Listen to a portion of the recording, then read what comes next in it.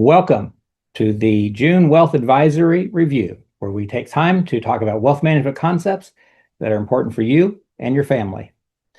Tonight, we're going to cover a number of things, focused primarily on the investment strategies we've seen change here over the last few months since we began talking back in February about this, and take a look at some planning concepts that can be helpful to bring some calm and some sanity to these changes that keep happening around us. As always, there's important disclosures that I want you to remember because they're important for you to make good decisions. No person, including me, has every single answer. So you want to make sure that you have a good team around you who can bring the right pieces of information to the discussion to give you what you need to make good decisions when it comes to not only investments and planning, insurance, risk management, tax management, the various aspects, legal, that can be critical to help make sure that your family wealth does exactly what you want it to do. So as we look at the opportunities tonight, we're going to give you a chance for questions at the end. You can either ask questions by raising your hand, or you could ask questions by chatting, typing in your message in the chat box. Either one of those will be fine, and we'll give you a chance at the end to get that taken care of. Tonight, we're going to cover sort of an updated version now on the Trump presidency and how that's impacting the U.S. economy, reasons why the market could decline, sector rotation and portfolio management in that event, or the other side would be reasons why the market could have a V-shaped recovery and how we would take care of portfolio management items with that as well. Bad markets and economies, how they make financial planning absolutely essential for good family wealth management. And then how we manage wealth for you, the difference that we bring to this discussion. Finally, your questions, then I'll update you on the next advisory review and what's happening there. So I've shared this slide the last couple of months. I think it's an important slide because it does sort of identify how in President Trump's first presidency, the volatility, the ups and downs, the overall market challenges we faced, and how in the end, we still had almost doubling of the S&P 500. It went up 87% in about 4 years and 6 months, despite having two corrections and having two bear markets and going through a once-in-a-century pandemic.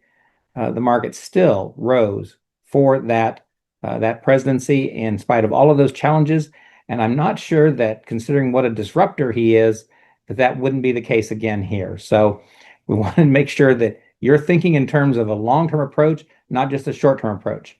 So this slide, which I might show a few more times before his presidency is over, is a reminder of how much volatility is created when you have a disruptor in chief who is trying to change things that he believes to be better for our economy and better for our future. I know that some of you are a fan of that, and I know that a few of you aren't a fan of that. But nonetheless, we have to look for the results that you need for your family to make sure that happens and works in the way you need it to. I mentioned to you in the last presentation that the tariff discussion is really more about trade imbalances and trying to create fair trade or balanced trade around the world.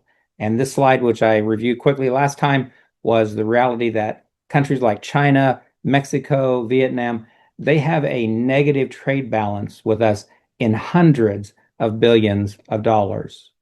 And that we have a few countries that we have a good balance with, Netherlands, Hong Kong, Australia, and not because it's only in the green, but because it's not significantly in the green. I believe that's what his goal is, to make it so that we have fair trade around the world. And by doing that, it will make it so America can be more prosperous. American corporations can make more money, and those corporations then can support American lives and families. And I believe that's a big part of what he's attempting to do here. There are other pieces, trying to even out the debt the U.S. economy has, trying to find ways to bring into balance and pay off the debt we have as a nation. But I think primarily his first and foremost issue is to bring that balance into place so that American corporations and American families can benefit from that. Now, as I shared with you in the previous two presentations of the advisory review, right now it has been the retail clients who have been supporting President Trump's efforts here, the market reaction. Institutional clients and hedge fund clients have not yet. However, I will tell you the reason there's question marks here is because we've started to see some movement in the financials with some major corporations and some institutional investors who are starting to see opportunity again. We find that the discussion of recession has once again come back down to what it was pre the market fall, whether it's from the tariffs or DeepSeek, whatever it was. We're seeing institutional investors come back and say, you know what, maybe we are not going to have a recession this year. And so they're starting to bring some of that money back to the markets again. But it is just within the last week or so. It hasn't been a longer term than that. But I do think that they don't make decisions off the cuff. They actually think things through in much detail. And so I suspect this is probably the beginning of that. So having said that, we'll see probably the hedge funds join them with that. And if the retail investors continue to stay invested like this, I think we're going to see some of these benefits going forward. Having said that, I can tell you that one of the big reasons that many of these institutions are nervous has to do with refinancing U.S. Treasury debt. I shared with you last time that the numbers said it was about 7 trillion. Since then, a little more research we've identified is actually $9.2 trillion that has to be refinanced in 2025. And the way that's broken out is from January to June, it was about 60% of that money, which not all of it has been financed yet. It will be in the June Treasury auctions as well, but that represents about 5.5 trillion. And then in the July-December timeframe, about 40% is left, which represents about 3.7 to 4.1 trillion. So what that means is that we've had part of this debt refinanced. Yay, that's good news, but we still have quite a bit left, and we're doing it at a higher interest rate than what that debt was previously, based upon the long-term treasuries and what interest rates used to be. So those are issues that I think are contributing to the discomfort that investors are feeling, that institutions are looking at, saying, is this going to be a big problem? Are we going to have any U.S. Treasury auctions that fail to sell out all of their U.S. Treasuries? Are we going to have some problems with the way the new expenses come down on the budget, with the increased interest payments? And so I think those are issues that are going to be borne out more over the next 6 months. And if it continues along the line that it has been, I think it could be fine. But we're still watching carefully, as I think many people that think about it this way are. Matter of fact, if we look at it, what we did is put together a chart for you to see how Treasury refinancing looks in June, in July, August, all the way to December. And we can see that's a huge amount of money that's being refinanced at higher interest rates. And so these items together represent a concern that is weighing on the markets right now. I think that if these items weren't on the market right now, probably what we're seeing, the news we're getting out of the tariff discussion, would cause people to say, you know what, this is going to be okay. But I think this is probably the one thing that weighs most on the economy, whether or not this is going to have an impact with more inflation, with more unemployment. I think these various pieces come back into this discussion. That's what this is about. Having said that, I have this feeling when I look at all the data that it looks to me like it is going to work out. But we are being careful. We're looking for bearish signs in the market where the market is reacting negatively. We've seen a few signs which just are more recent than anything, but I'm not sure that's the end of the world. I think that could just be that volatility that comes with the markets. And we're going to talk more about that here shortly. Nevertheless, number 3 here, why does this matter? Because it's an unprecedented refinancing volume that we've not seen in decades, and it doesn't look like we're going to see it for a while. So getting this done and out of the way now will help us going forward into future years. So as I said to you last time, we're looking at the markets where they are today. We've updated the chart here just to take a look at it to say, are we going to go up? We're going to continue with a V-shaped pattern, or are we going to pull back and go back down, maybe retest this low from a few months ago? Or are we going to look at something even worse, maybe more of a reset, which we haven't had since 2008? With that in mind, I want to take some time to talk about what we think's happening, and then give you some information on what we're going to do differently and how this may help you to figure out what to do next. So with the market data that we do, we're constantly checking through items that we think are important to help identify what's the best strategy for our clients and their money management.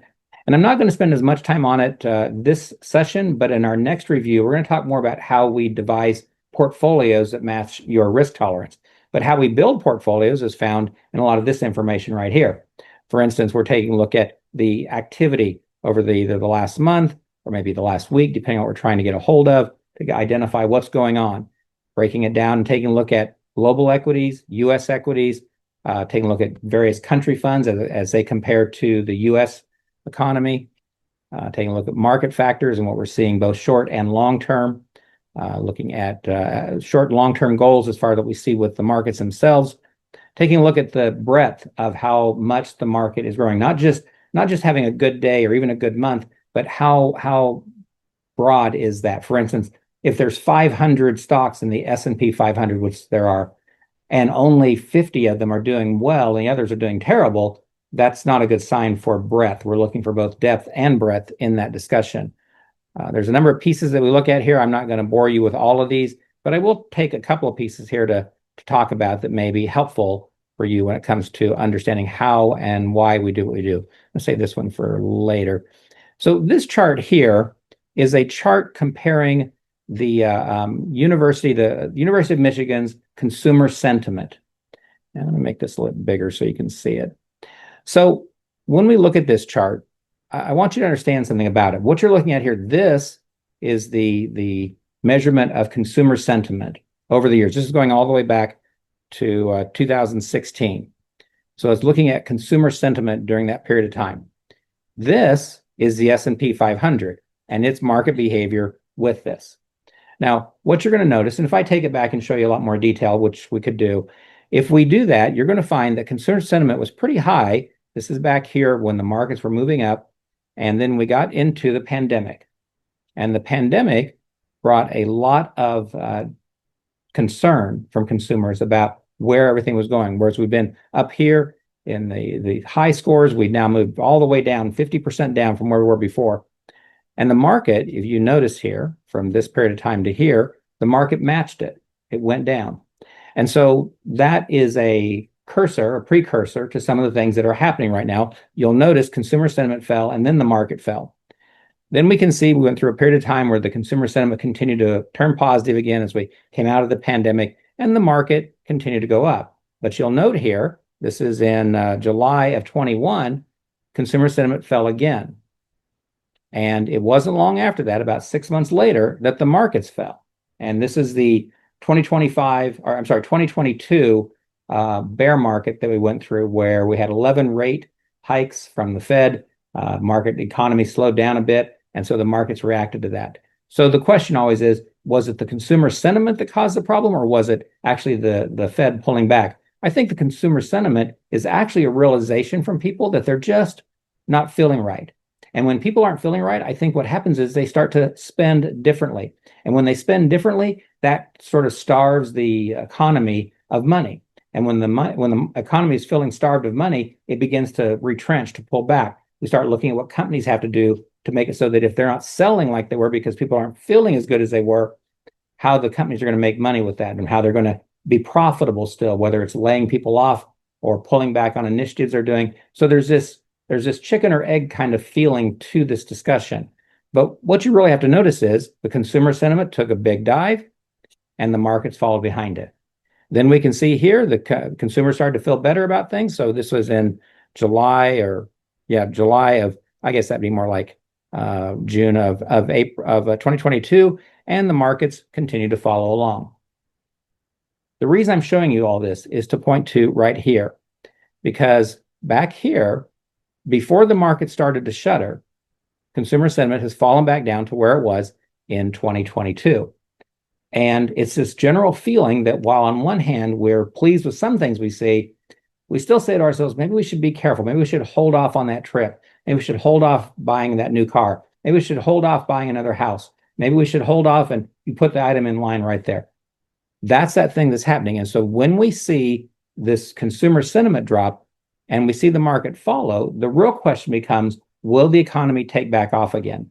So not only do we have the refinancing of the treasury debt, not only do we have higher interest rates when it comes to buying anything, not only do we still struggle with issues of higher costs, even though inflation has come back down, we're still stuck with higher costs because the inflation going down didn't go negative. It just went down to a more livable number. And so these pieces together have caused consumers to say, maybe I should slow down a bit. So you attach all those together with the market performance, and that's why we're being a little more cautious right now. Now, when I say we're being cautious, I'm going to show you in a minute, we actually have begun putting money to work. We did it earlier in the month of May, and we did again here early in June. We've added more of the cash and capital back to the markets. When it came to the longer term clients and the investments we had, we didn't really sell out of much because we were really getting a hold on, is this going to be a long-term or short-term issue? And if it's a short-term issue, we don't want to sell out. We want to have the ability to stay in there and make it back up, which we've seen most of that continue to happen. But as far as putting new capital in, we've been taking it a step at a time. And that's what we're going to talk about next here, is how we decide to do that. Now, with that same thought about the markets and how things work, basically you run through a cycle. That cycle,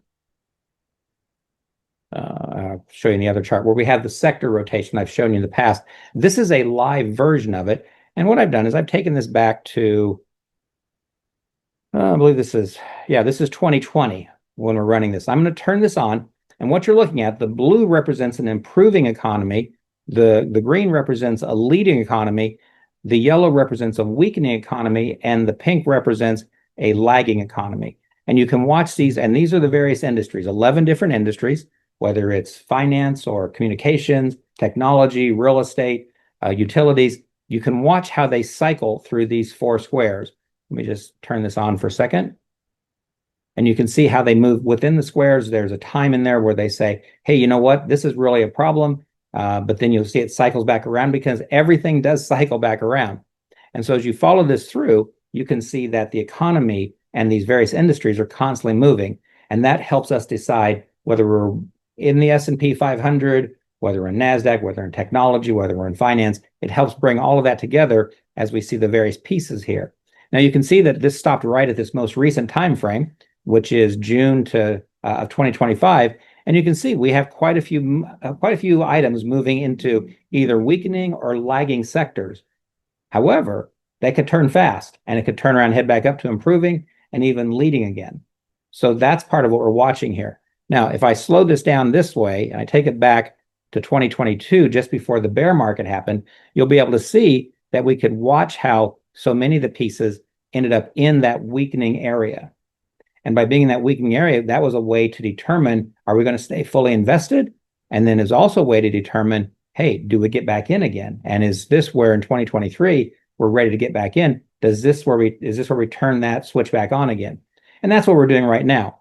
Even though we're looking at a much shorter time frame, during this particular downturn, we're able to take a look at this and say, is this the time to fully invest again or not? Again, I'd like to point out, we've stayed fully invested with your accounts as we're handling everything at this point in time. But for new cash, new business, new clients that moved money in, we stayed cash a little bit longer than normal because we were trying to help them have an advantage of buying in at a discount price. If the markets went down and then came back up, why buy it at full price when you can buy it on sale? So this is a chart that I've shown you several times now as well, where we're looking at the Chicago Board of Exchange, the volatility index. And if I turn this on, you can see both of them. The blue is the Chicago Board of Exchange Volatility Index, and the yellow or orange is the volatility of the VIX, meaning that it's measuring if the VIX is volatile. And you'll notice here that early in the year, a few months ago, the volatility index, not the CBOE itself, but the volatility index, it turned and got more and more aggressive, quicker. And it was one of those things we were watching. We can see that at the peak, it was higher than what the VIX was, but we can also see that it's broken down. Both of them have come down significantly in where they are. And we can even see with the VIX, it's just the volatility index of the VIX is still staying very low, which gives another strength to this is going to be okay. The last thing I wanted to take a look at here, I guess that's not true. I want to get one more thing for that. But for here is to help you sort of understand how we are picking and choosing different sectors to invest in. So what you're looking at here is a chart that's comparing the S&P 500, the NASDAQ 100, gold, Bitcoin, the 20-year treasuries, high yield bonds, and international or global investing. And what you see is you run out here, if you can see it, I can show you next time you're in the office if you can't see it, but you can see here that there is a significant difference in performance. For instance, Bitcoin has done very, very well. This is only going back to about 6 months ago. Bitcoin has done very, very well over the last 6 months. Gold has also done very well over the last 6 months. And we can see that the NASDAQ, the S&P 500, global, and S&P 500, sorry, they've all done pretty well. We're looking at returns here of high single digits versus these, which are high double digits. And then bonds have done pretty poorly over this last 6 months into negative territory. Every one of these has its time. If I take this and expand it back even further, you'll find that every one of these has its times when it goes into negative territory. There's no perfect investment here.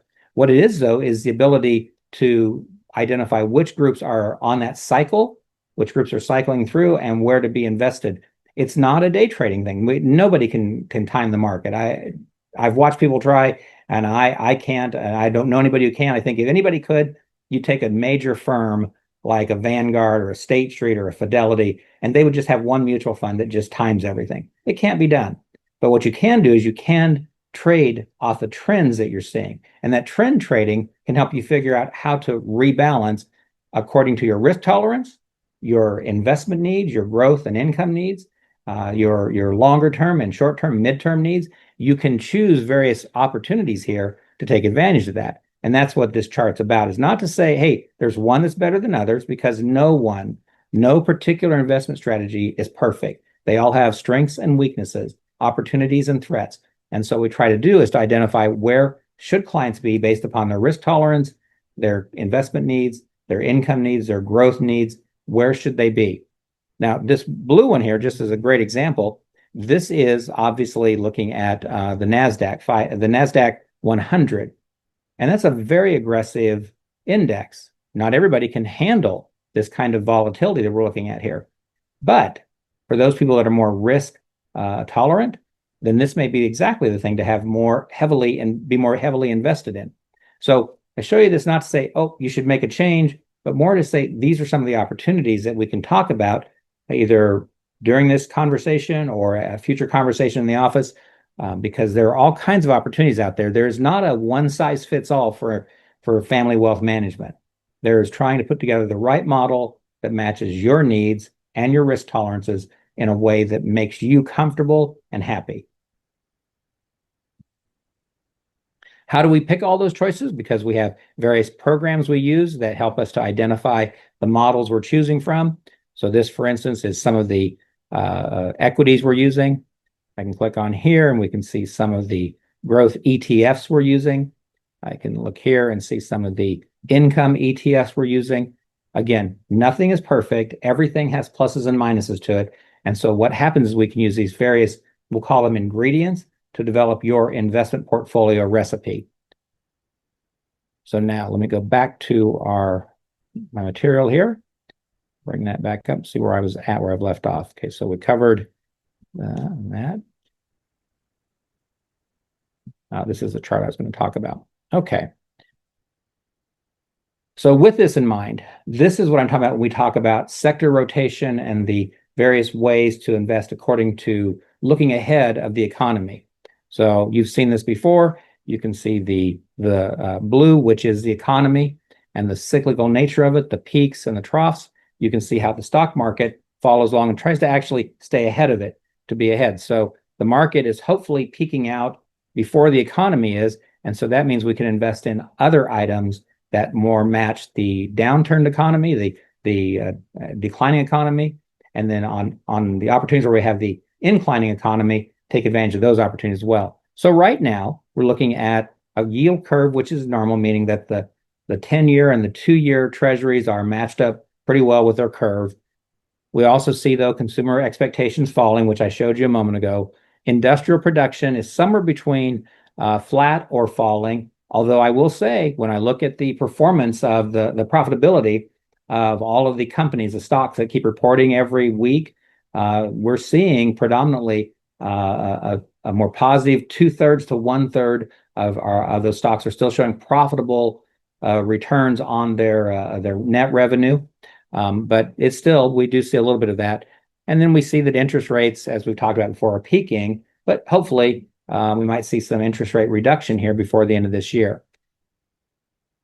So that brings it back to the question, where are we at? What do I think is happening? And what do we do next? So I'm going to go back to our materials just to show you that.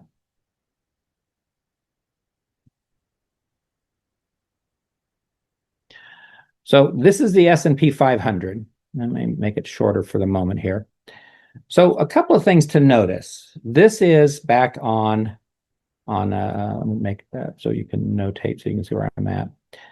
This is back here on February 19th.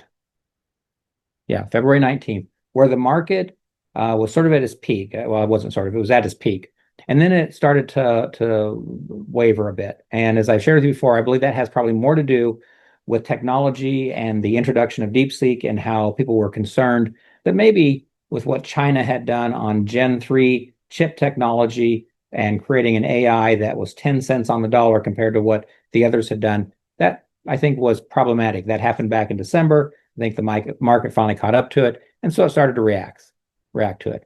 But as we got here later on, market started to recover. It started to say, you know what, this isn't the end of the world. And then we had Liberation Day, where President Trump, that's great. President Trump announced all the tariffs and what he was going to do around the world to create this fair trade balance. And so the market really reacted because it didn't know what to do with that. We had, say, I don't know if you remember our February or March, I think it was our March advisory review. I went over the importance of how tariffs had worked in the past in our country and how we don't use them in the same way now, and how going back to that may be exactly the right solution to fix our debt, our national debt and national shortcomings when it comes to our annual GDP expenses. Market has returned, and we see it coming back up again. We can see that here on April 23rd, it broke above the 200-day moving average. That's this green line. And then a few weeks later, it broke above the 50-day moving average.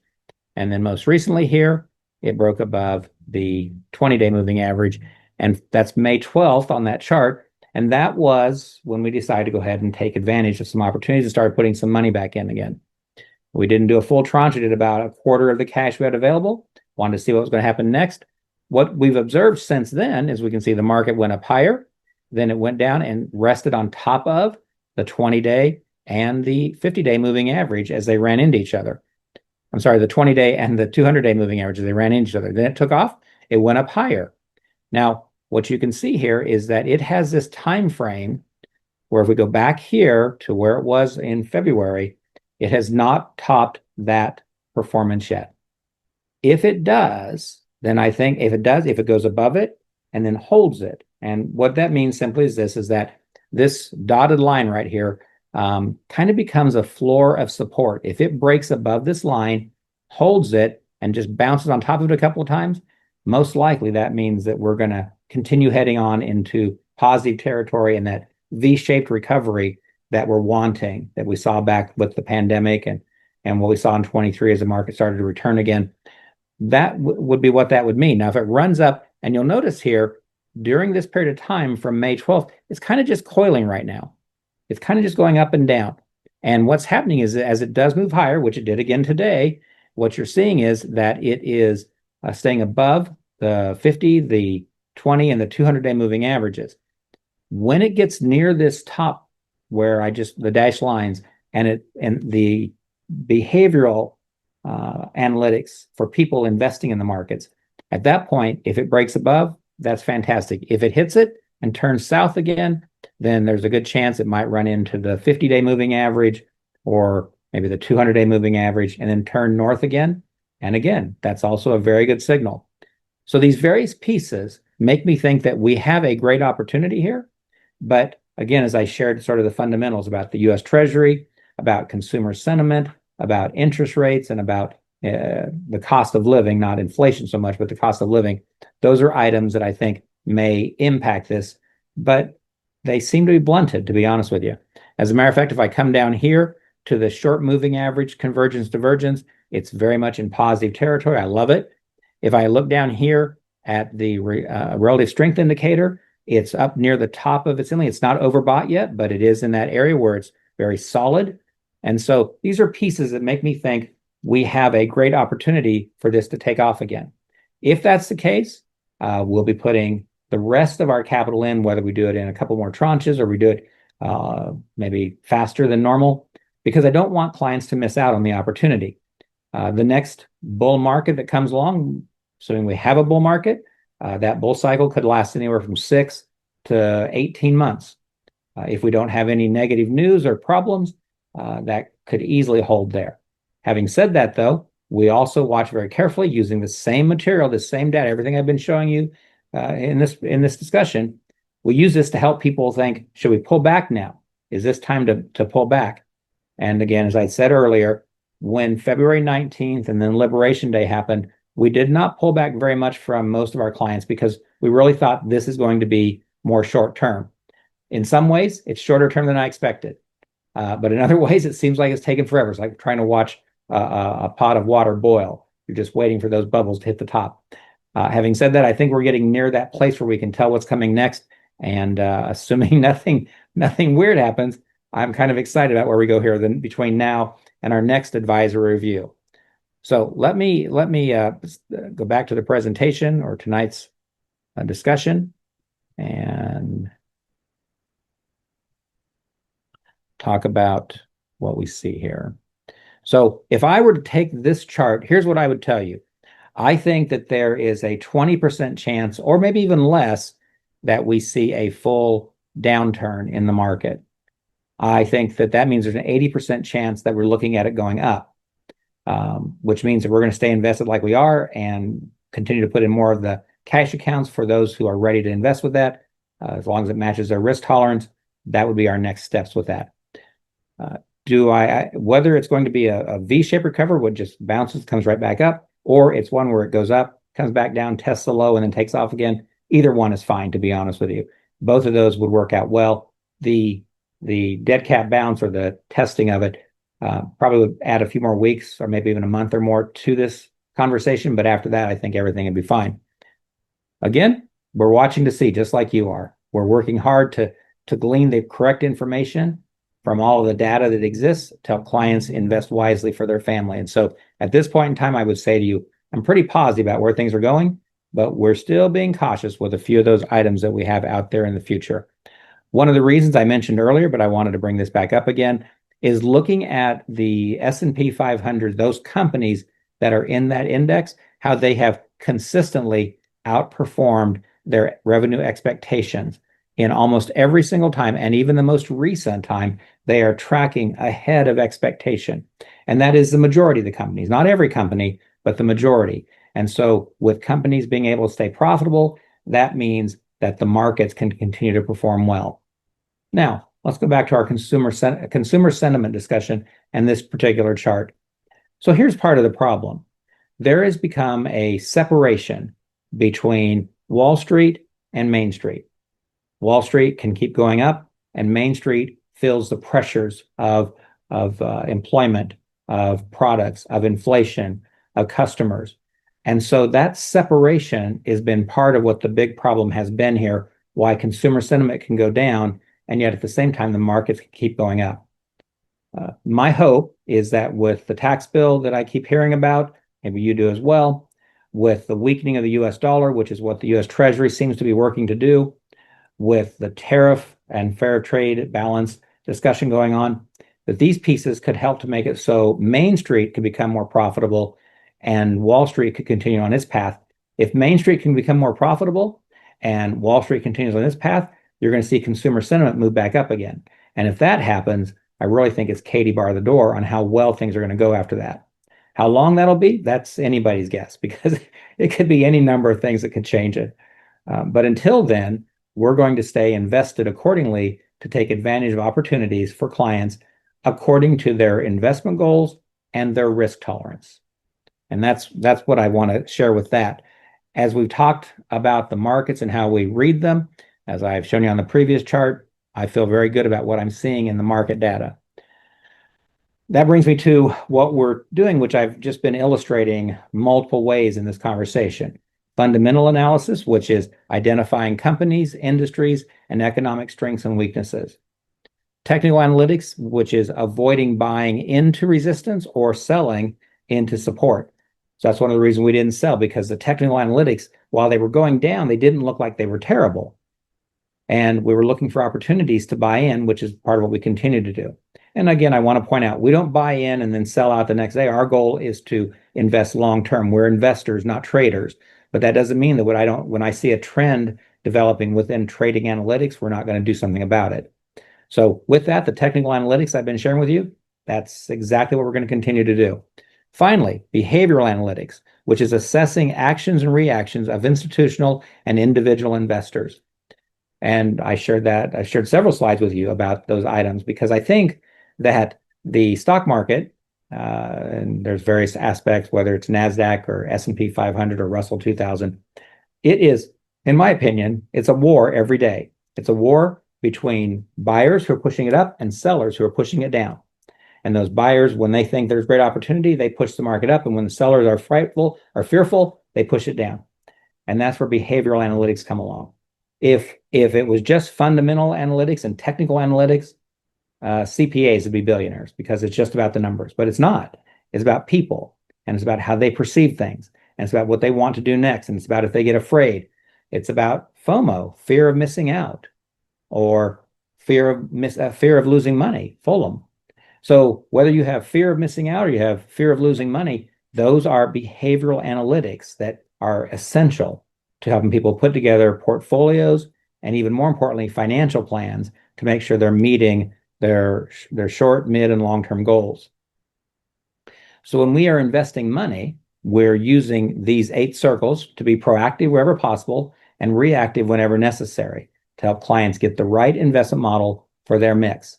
As we go through performance where we have really good years and they're like, I'm very pleased, or we have moderate years ago, can we invest more aggressively? We're willing to make those adjustments. And it's just simply changing the mixture of these circles to create that more aggressive or more conservative portfolio. But having said that, what I think is the most important piece is to have the right strategy for you and your family to meet your investment needs, which is growth and income, tax management, flexibility, cash reserve, and then at the same time, to have that in a way that matches your risk tolerance so you don't panic when things go south, because they will go south. They always will go south. And hopefully we can minimize that as much as possible. But sometimes, like a pandemic, you have to deal with certain issues. And so making sure that a client isn't losing sleep at night because their portfolio is down a bit is part of the goal of creating a good risk management model. So you might say, well, okay, so we create a good risk management model, which I would think anybody could do that if they tried. But it's really actually more about having a long-term perspective in your thinking. And that's the part I want to spend just a few minutes on this evening. So as I've shared with you many times before, there are 3 phases to your financial life. There is the accumulation phase, where you're building up wealth. And then someday you're going to plant that flag at top and you're going to say, I'm retired. And then you move to the decumulation phase, where you are pulling money from your accounts, and that's a post-retirement behavior. The first 5 years of that are very risky because if we have a very serious market downturn, that's called a sequence of return risk. Trying to minimize that as much as possible is absolutely essential to making sure you have enough money to last throughout your entire retirement. You climb down the mountain carefully, you get to the end of life. The EOL risk is the risk that the cost of medical or health needs will dwarf anything you spend the entire rest of your life in that last year or 2 of life. So having a good plan for EOL, end of life issues, makes it so that when you're done, you have something to transfer to the people you want to, assuming you want to transfer something.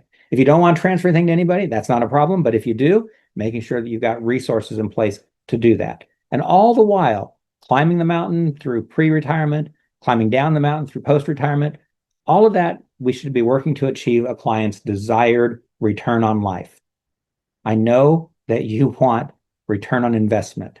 I get it. That makes sense. And you should have that return on equity, return on assets. That's all critical. But return on life, that's what you and I'll be thinking about as we take our last breaths on this planet. Return on life will mean that we had a bucket list that we were able to achieve, that we came through the transitions, those we planned for and those that we didn't well. And we have the resources to live life and to pass on what we want to our loved ones. That's part of what this whole plan is about. So that's why when I say to you, each of us has 3 phases in its financial journey. Having a plan through them, in my opinion, helps make investing easier. Because when we look at your investment strategy, what we realize is this, that whenever you are ready to plant that flag and say, I'm ready to retire, or what I would call redirect. There's three curves that you're going to find for retirement. One is a red curve, where you run out of money before you run out of life. One is a green curve, where your wealth just keeps going up and up and up, and it just grows exponentially. And what we try to do is help people to get to a purple curve.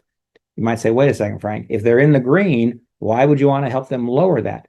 Well, because why die with, in this example here, $8 or more of assets under management when you don't really want to transfer it to anybody? Why not do your living now so that you have the resources to meet what you want to do? Because again, having lots of money, if that's your goal at death, all right, great, we'll help you do that. But it might be better to do some spending now while you're younger, to enjoy these benefits, to fulfill bucket list items, maybe do some giving while you're living so you're knowing where it's going. All these pieces can come together. And by taking a look at how to not just manage wealth wisely, but to bend that curve down, unless your goal is just to have a lot of money when you pass. And if you have a red curve, make it so it lasts longer. That would be a critical point to get to this healthy purple curve. In my opinion, what we just talked about, financial planning can help alleviate that risk.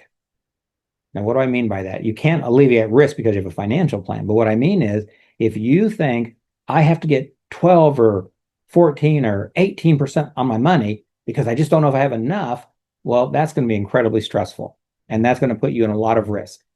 But if your financial plan shows that if you have, say, 8% or 6% or whatever, and that gets you to your goal, you always know where you are with your financial planning, and you know how your investment portfolio is matched up to that. And that's the purpose. When I say that a financial plan can help alleviate that risk, it helps to alleviate the stress. It helps to make people not take risks they don't need to. It helps to give them the opportunity to make wise decisions instead of foolish jumps to get from one place to the next, because it can help them make sure, the financial plan can, that they have both money for their income and for their wealth need. They have either a positive income gap or a negative income gap, meaning that the income they're drawing from Social Security and their pension plans and so on, if that's not enough to meet their needs, then we can start pulling from their investments to make up the difference. That's how we can figure out how to offset a client's income gap. And their wealth gap is making sure that they have enough to last until the end of their life. And we can make sure that if we have good planning in place, that the investment strategies they're using match up to their risk management and their financial planning. So that's why I think that financial planning can help to alleviate the risk of making bad decisions or unwise decisions. And not only can it be used in just a regular scenario, but it can be used if you have a less than ideal retirement where the world falls apart around you, you have a disability or long-term care need, you have a premature death of a spouse. All these pieces can come together and be examined as part of a financial plan to help you decide how much risk you need to take on your investment portfolio to make everything work out like you'd like for it to. That's the reason we provide our clients with a financial dashboard. And I think most of you are using one, but if you are not, we have a system we call the iExcel Financial Dashboard, which is designed to help you have the resources you need, the information you need to make good decisions. If you have this and you're not using it very much, which I know some of you are, then this is a chance to start using it more to help you understand how your investment management, your tax management, your risk management, your insurance needs, how all of those things are being met through this process to make sure you're going to be just fine. If you're not using it, now's the time to start. If you are, congratulations, keep it up. And if you've never even heard about it, this is your chance to say, I'd like to schedule time to talk about it, because this is a service that we provide our clients with to make not just investments and insurance issues, those are just tools, but rather to pull the whole thing together in a wealth management approach. The way you can get to your wealth management system is, one, through your eMoney dashboard. You can actually come to our website, click up here where it says login, and then you can go to your financial dashboard, your portfolio dashboard, which is where we put your performance data on what we're managing directly for you, your risk management, risk and reward evaluation software that helps us to understand how to build a portfolio for you that is managed according to your risk needs, both with the money you have with us and even the money you have outside of us. And then finally, the most important part, in my opinion, is your financial life plan, which takes and pulls together that return on life that I was talking about, because it's great to have the facts and figures, but to have your feelings and desires blended to the facts and figures, to me, that's what we're trying to do here is we try to set a fiduciary standard to help clients manage money wisely, manage their portfolio wisely, manage their insurance needs wisely. All of the pieces come together when we look at it this way. So now's that place where we have a chance for questions. If you have questions, you can certainly chat or text in the chat box there. I'll be happy to answer them. On the other hand, if you want to raise your hand, we tried that last month and for some reason it wasn't working well. Hopefully this time around it will work well. Make sure I got the sound on. I do.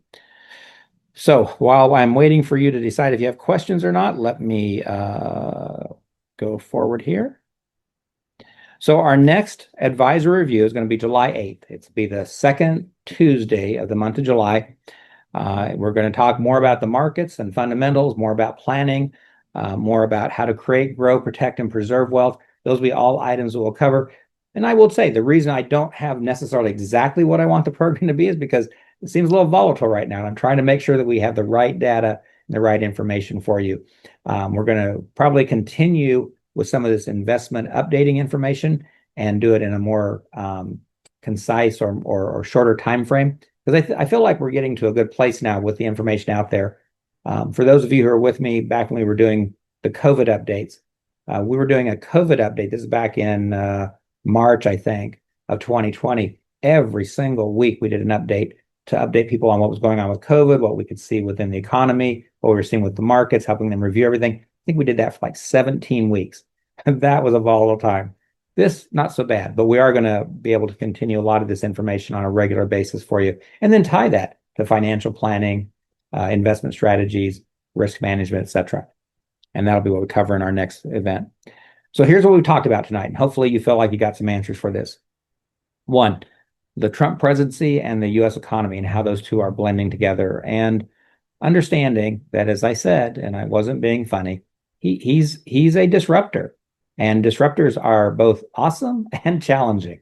And so he is bringing about some things that he believes need to be in place to make this country strong and able to function well for a century or more. Will he succeed? I hope so. I want him to.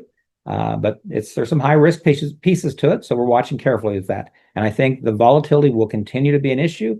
But I do feel like we're going to see some opportunities here in the next 6 to 18 months, and hopefully not a recession before then as well. Reasons why the markets could decline, I hopefully was able to give you some thoughts. Not that I want you to panic or worry about it, but more that I want you to understand we're looking at it and watching for it. And if it's a problem, we'll be reactive if necessary, but hopefully it won't be, and we're ready to move forward. Talked about sector rotation and your portfolio management. Hopefully that kind of gives you some more insight into how we're doing what we do, and reasons why the market could have a V-shaped recovery, which is, as I said before, I'm 80% comfortable that's what's going to happen, and I'm looking forward to being able to report that to you in our next advisory review. Bad markets and economies make financial planning essential, and hopefully you understand we're doing financial planning because we believe it helps create better client relationships. We believe it helps create a more trusted advisor relationship with you so that you know what's going on and you feel good about it. We talk about how we do wealth management here and some of the differences that we bring, especially as we function to be client-driven and advisor-managed. Simply meaning we're trying to figure out everything that you need and then tie it back together in how we manage for you. Do some questions here if you've got them, and then I've shared with you the next advisory review. So let me see if we got any questions going on here. I don't see anything yet, but that doesn't mean it's not going to happen. Let me just do this next thing. So if you would like to have one of your friends or family members attend, you are welcome to do so. You can email Megan at franksoffice.com, and she will send them an invite so they can come. For those of you who've done that in the past, you already are aware, we're going to just share information with them and be there for them. We're not going to pressure them or anything. For those of you who have not done that, hopefully you know me well enough by now to know we're just trying to share information and to help people as much as they want to be helped. So again, please use us if we can help. All right, one more look. I don't see any hands raised. I don't see any chat questions. So I'm going to take it that you all have everything you need, and that you are satisfied with the information tonight. So having said that, I'm going to head out here.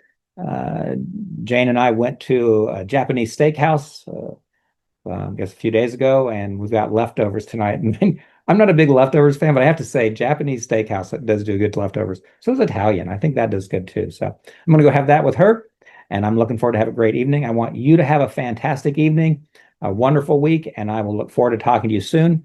If you have any questions from tonight's discussion, please feel free to email me or just make note of it, and let's get together and have a conversation, see how we can help you.